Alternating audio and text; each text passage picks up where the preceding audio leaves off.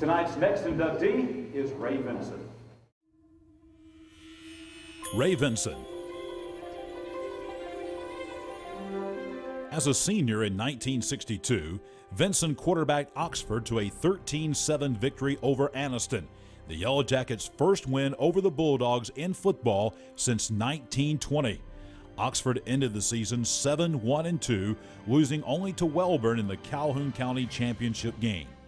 During the regular season, Vinson passed for 2 touchdowns and rushed for 1 in 3 different games, wins over Piedmont, Welborn, and Sacs.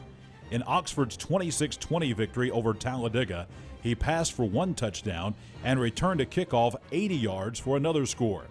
For the year, Vinson scored 15 times, passing for 7 touchdowns, rushing for 6 touchdowns, returning 1 kickoff for a touchdown, and 1 interception for a touchdown. He was a unanimous choice for the all-county football team. During the next 4 years, Vinson became one of the most versatile players in Jacksonville State University football history. As a freshman running back, Vinson led Jacksonville State in rushing with 723 yards and in passing with 483 yards.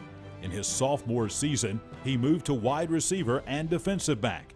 As a senior in 1966, Vinson intercepted 10 passes. That accomplishment remains a Jacksonville State record. His 103-yard kickoff return in Jacksonville State's 27-6 win over Troy State in 1966 also remains a Gamecock record. Following the 1966 season, Vinson was named by the Associated Press as a first-team Little All-American. Over the course of his 4-year career at Jacksonville State, Vinson returned 62 kickoffs for 833 yards and 66 punts for 502 yards. The Gamecocks won outright or shared 4 Alabama Collegiate Conference championships during his tenure. Vinson is a member of the Jacksonville State University Athletic Hall of Fame.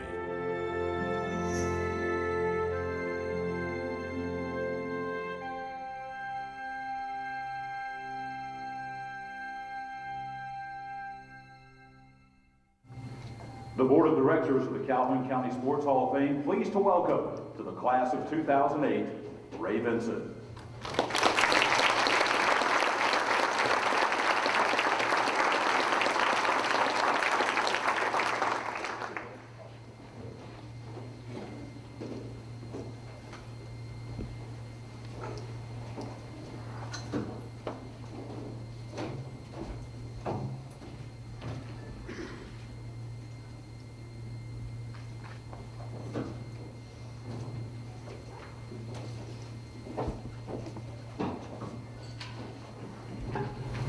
Mr. Davis, in his speech, hit the nail right on the head.